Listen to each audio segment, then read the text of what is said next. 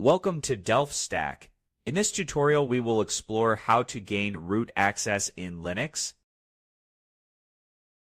Whether you are a beginner or an intermediate user, understanding how to execute commands with root privileges is essential for system administration and troubleshooting.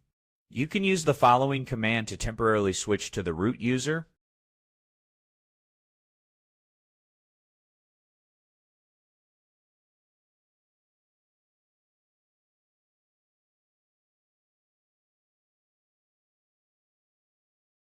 If you don't know your root password, you can reset it with the following command.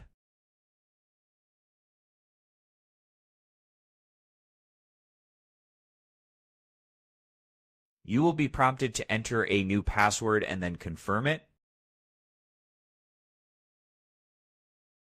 Once that's done, you can log in as root using the following command.